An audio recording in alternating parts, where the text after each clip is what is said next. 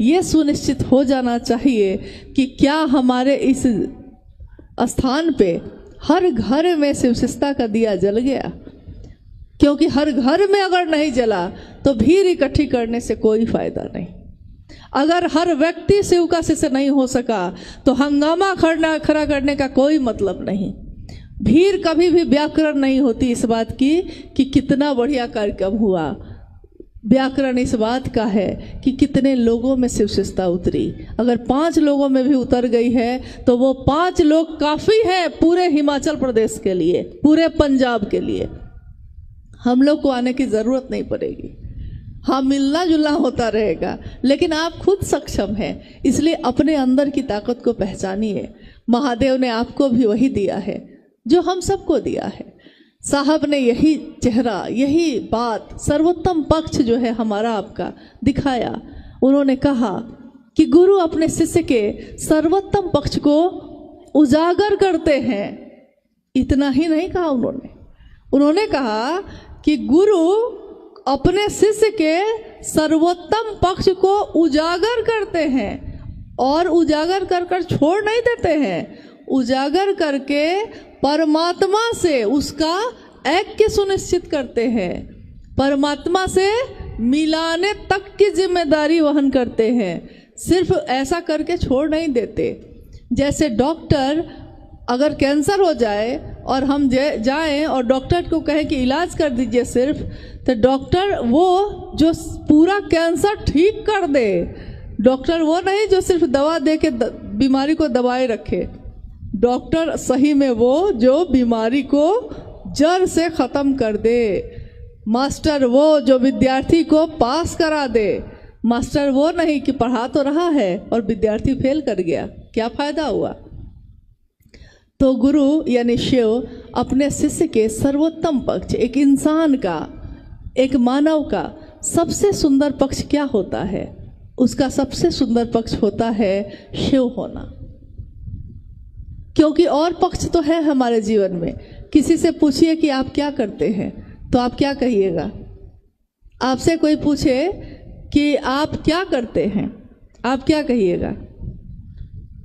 आप कहिएगा कि हम भुजा बेचते हैं, हम अखरोट बेचते हैं, हम काजू बेचते हैं, हम सेब बेचते हैं, हम किसान हैं, हम मास्टर हैं,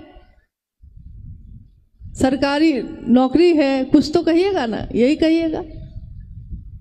जिस दिन आकाशवाणी हुई थी और आवाज़ ने पूछा था साहब श्री हरिनानंद जी से कि तुम क्या करते हो, उन्होंने कहा था मैं शिव का शिष्य बनाता हूँ।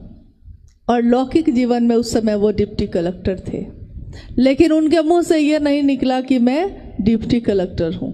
उनके मुंह से ये निकला कि मैं शिव शिष्य बनाता हूँ। कौन भारी था उनके मन पे? उनकी नौकरी, उनका पद, उनकी प्रसिद्धि नहीं। उनके मन पे भारी था कि मैं महादेव की बात करता हूँ, दूसरों को शिव का शिष्य बनाता हूँ। लेकिन तुम जो करते हो दूसरों को करने के लिए नहीं कह रहे हो, आवाज़ ने फिर से कहा। और साहब ने कहा कि हाँ ये बात तो सही है ना। शुरू में तो उन्होंने कहा कि नहीं नहीं मैं करता हूँ, जो कहता हूँ, नहीं नहीं तुम नहीं कहते हो, बहुत लंबा चला। लेकिन ये तो हुआ ना कि जो वो करते थे वही उन्होंने हमको आपको करने के लिए कहा। आप ये मत सोचिएगा कि हम क्या कर सकेंगे, हमको क्या आता है। सिर्फ उनकी बात पे भरोसा करिए, जो उन्होंने कहा है उतना ही भर करिए, उससे ज़्यादा कुछ करने की ज़रूरत नहीं। शिव की शिष्यता में इससे ज़्यादा कुछ करने की ज़रूरत नहीं। बस आप इतना भर करिए कि भैया हमको जो आता है सो मैंने आपको बताया, आप भी दूसरे को कहिएगा।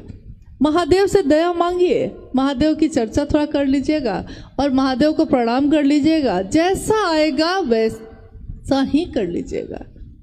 ये मत सोचिएगा कि हमको संस्कृत नहीं आती है, हमको मंत्र जप करने नहीं आता, हमको पूजा करने की विधि नहीं आती, तो हम कैसे करेंगे।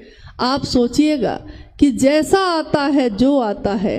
आप ये बताइए, हमारे घर में मेरे पिता भी, आपके पिता भी होंगे, आपके भाई बहन भी होंगे, मेरे भाई बहन भी हैं। जिसके घर में जिसको जैसा खाना बनाने आता है वैसा ही ना बनाते हैं आप।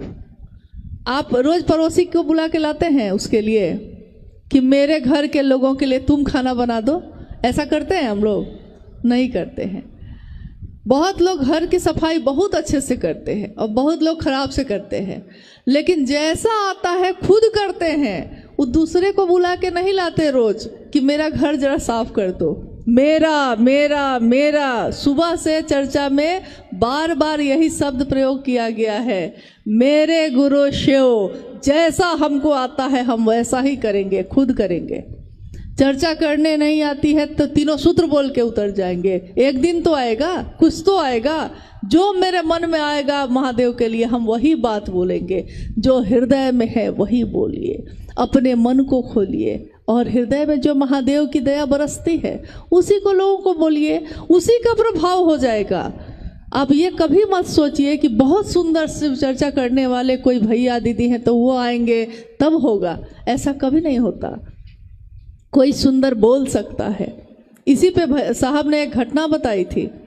उन्होंने कहा था कि एक मास्टर जो पढ़ा रहा था क्लास में, इंजीनियरिंग का कॉलेज था और वो क्लास कर रहा था। साहब ने कहा कि मैंने बाहर से देखा उसको बोर्ड पे पढ़ाते हुए कि गाड़ी जो है चलती कैसे है, गाड़ी कैसे चलती है, इसको वो पढ़ा रहा है। लेकिन जब वो बाहर आया तो साहब ने कहा कि आप तो गाड़ी कब से चला रहे हैं? तो उसने कहा कि मैं गाड़ी तो कभी मैंने चलाया नहीं। तो साहब ने कहा कि आपने इतना सुंदर बताया है, एक एक चीज़ के लिए बताया है कि गाड़ी कैसे चलती है, इंजन कैसे काम करता है, पैडल कैसे मारते हैं, ब्रेक कैसे मारते हैं, आपने सब बताया। तब आप कैसे ये कह रहे हैं कि आपको गाड़ी चलाने नहीं आती? उन्होंने कहा मैं पढ़ाता हूँ लेकिन चलाता नहीं हूँ। तो साहब ने उस दिन कहा कि उस घटना के बाद मैंने सीखा कि कोई ज़रूरी नहीं है कि कोई शिव चर्चा बहुत सुंदर करता है तो वो शिव का शिष्य भी होगा। हो सकता है वो सिखाता होगा अच्छा, लेकिन सीखता नहीं होगा अच्छा, ये हो सकता है।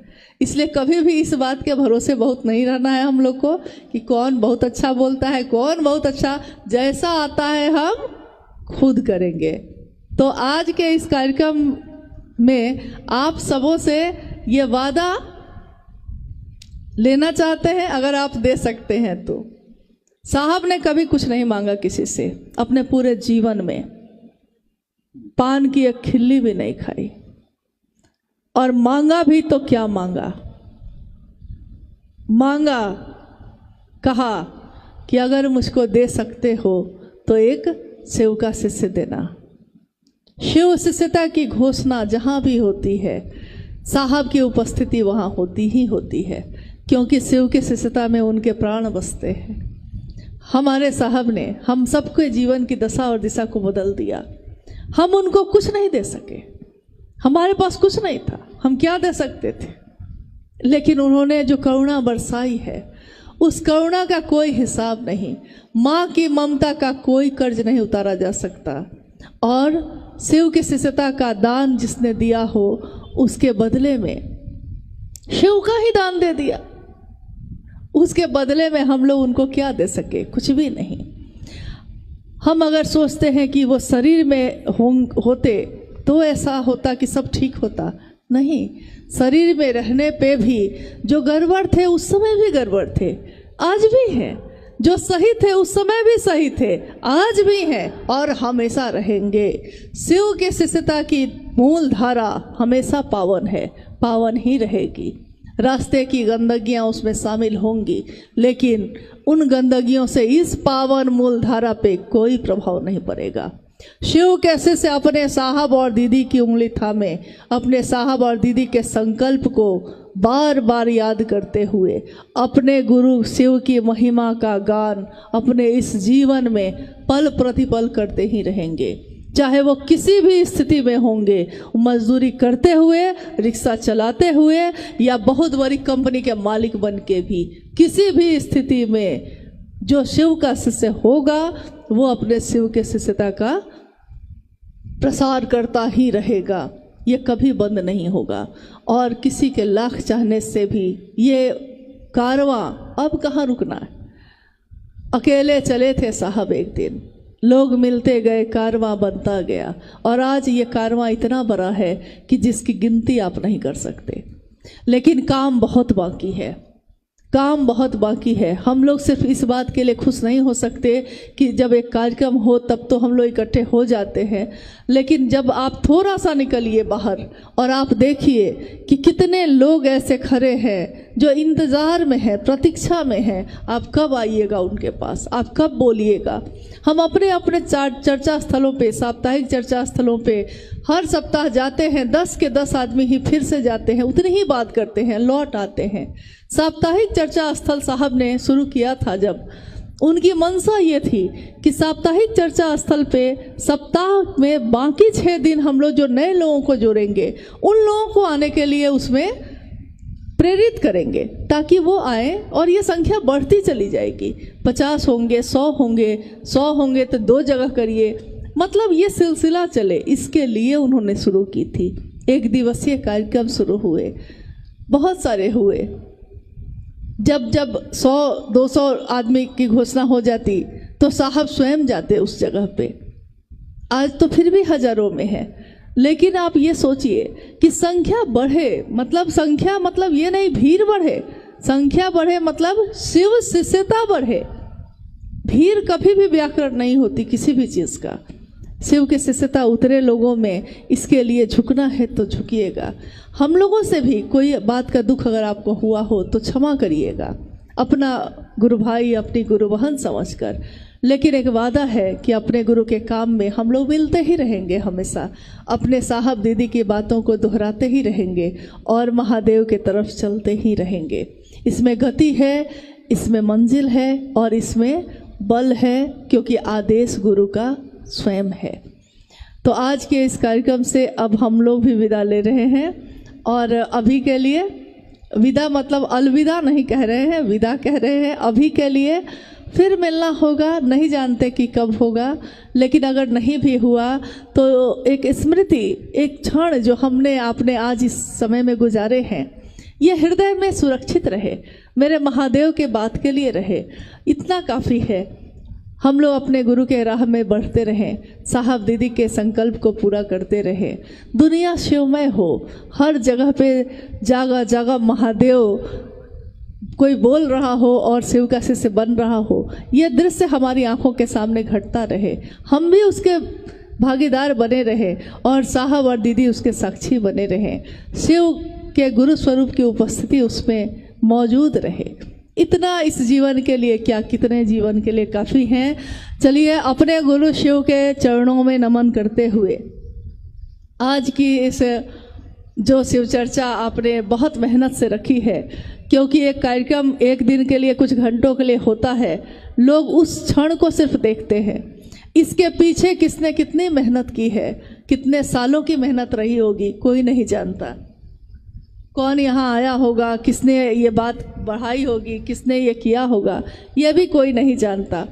लेकिन साहब ने सबको ये अधिकार दिया कि हर व्यक्ति, चाहे वो किसी भी जाति धर्म का हो, किसी भी वर्ण संप्रदाय का हो, किसी भी प्रदेश का हो, शिव का शिष्य हो सकता है, परमात्मा पथ का पथिक हो सकता है। ये अधिकार आज तक हर व्यक्ति को संसार ने नहीं दिया था, ये हम सबको मिला, ये हमारा सौभाग्य है। आप में से, हम में से कितने लोगों ने शिव के शिष्य साहब हरिनानंद जी को इन आँखों से देखा है, सुना है। तो जो सुना है उनसे, जो देखा है उनमें, वो लोगों में बांटिए ताकि शिव शिष्यता और बढ़े, शिव के गुरु स्वरूप की व्याप्ति जन जन में हो।